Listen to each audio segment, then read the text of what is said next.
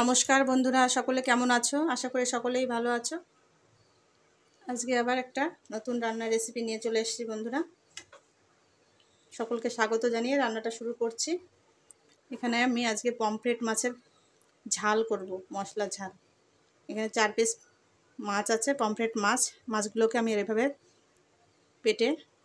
কেটে নিয়েছি যাতে করে এর মধ্যে সমস্ত মশলাগুলো ঢোকে। তেল, লবণ, মশলা কি আছে এখানে? ধনে আছে, গোটা ধনে, গোটা জিরে, লবণ, হলুদ, সর্ষের তেল, শুকনো লঙ্কা আছে, আদা, রসুন, পেঁয়াজ, 2টো কাঁচা লঙ্কা, আর লাগবে কালো জিরে।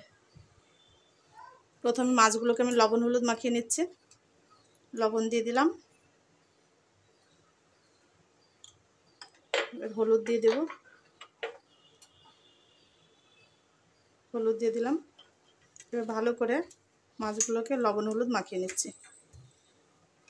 ওপাশ করে সুন্দর করে মাছগুলোকে লবণ হলুদ মাখিয়ে নেব। কয়েকটা শুকনো লঙ্কা ভেজে তুলে নেব।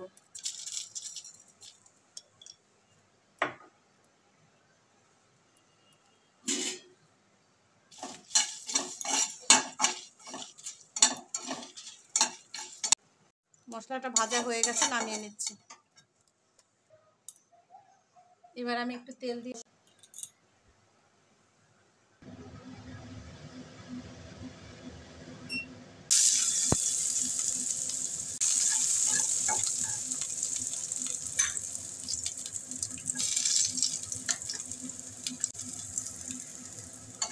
আদা রসুনটা একটু ভাজা ভাজা হয়ে গেলে আমি পেঁয়াজটা দিয়ে দেবো।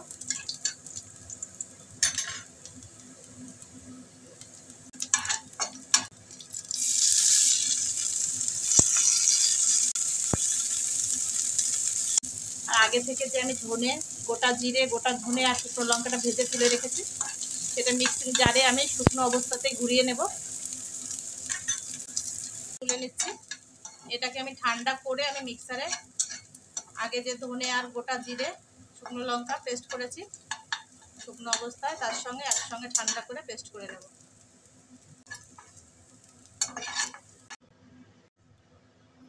কড়াইটা গরম হয়ে গেছে, সর্ষের তেল দিয়ে দিচ্ছি। মাছটাকে ভেজে নেব।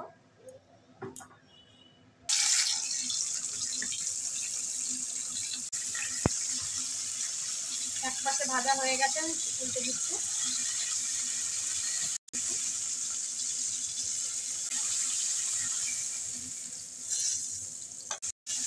সমস্ত মাছগুলো ভাজা হয়ে গেছে, আমি তুলে নিচ্ছি।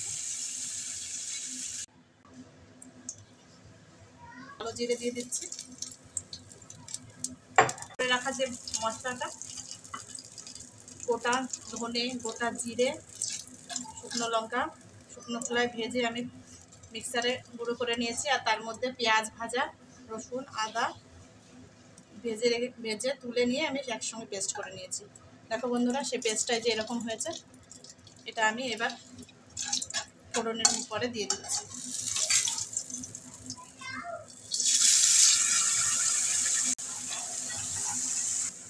জারটা ধুয়ে আমি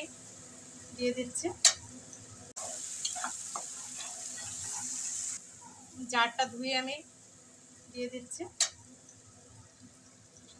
এবার মশলাটাকে কষিয়ে নেব সামান্য, খুব বেশি কষাতে হবে না, কারণ কি সমস্ত মশলাই কিন্তু আমার আগেই ভেজে তুলে নিয়েছি, সেই কারণে আমার খুব বেশি একটা কষানোর প্রয়োজন নেই।